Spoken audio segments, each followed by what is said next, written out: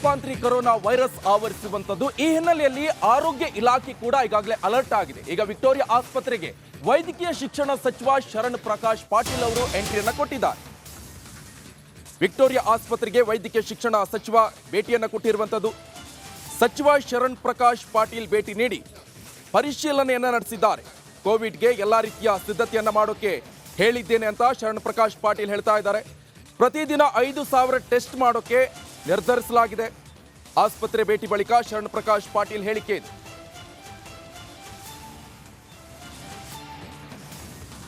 ಈಗಾಗಲೇ ಗಮನಿಸ್ತಾ ಇದ್ವಿ, ಒಂದ್ ಕಡೆ ಕರುನಾಡಿಗೆ ಈಗಾಗಲೇ ಕೊರೋನಾ ರೂಪಾಂತರಿ ತಳಿ ಎಂಟ್ರಿ ಕೊಟ್ಟಿರುವಂತದ್ದು ಆತಂಕಕ್ಕೂ ಕೂಡ ಮನೆ ಮಾಡಿದೆ. ಈ ಹಿನ್ನೆಲೆಯಲ್ಲಿ ಈಗಾಗಲೇ ಆರೋಗ್ಯ ಇಲಾಖೆ ಕೂಡ ಅಲರ್ಟ್ ಆಗಿದೆ. ಡೇ ಬೈ ಡೇ ಮೀಟಿಂಗ್ ಅನ್ನ ಮಾಡ್ತಾ ಇರುವಂತದ್ದು. ಇದರ ಜೊತೆಗೆ ಇವತ್ತು ವಿಕ್ಟೋರಿಯಾ ಆಸ್ಪತ್ರೆಗೆ ವೈದ್ಯಕೀಯ ಶಿಕ್ಷಣ ಸಚಿವ ಶರಣ್ ಪ್ರಕಾಶ್ ಪಾಟೀಲ್ ಅವರು ಭೇಟಿ ನೀಡಿರುವಂಥದ್ದು. ಆ ದೃಶ್ಯವನ್ನು ಕೂಡ ನೀವು ಗಮನಿಸ್ತಾ ಇರಬಹುದು. ಆಸ್ಪತ್ರೆಯಲ್ಲಿ ಪರಿಶೀಲನೆಯನ್ನ ನಡೆಸ್ತಾ ಇದ್ದಾರೆ. ಅವರು ಹೇಳ್ತಾ ಇರುವಂಥದ್ದು, ಕೋವಿಡ್ಗೆ ಈಗಾಗಲೇ ಎಲ್ಲ ರೀತಿಯ ಸಿದ್ಧತೆಗಳನ್ನ ರಾಜ್ಯ ಸರ್ಕಾರ ಮಾಡಿಕೊಂಡಿದೆ.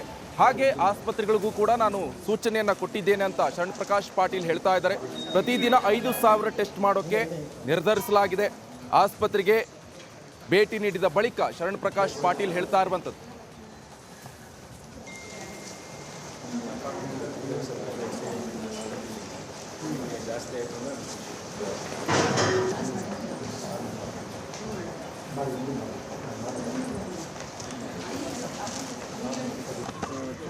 ಅಂತ ಹೇಳಿದ್ರು sir. Planning to make it as a surgical block ಅಂತ ವರ್ಕಿಂಗ್ಸ್ ICUs ಎಲ್ಲ ಇದೆ ಸರ್. ಹಿಂದೆ ಬನ್ನಿ ಸಮಯನ.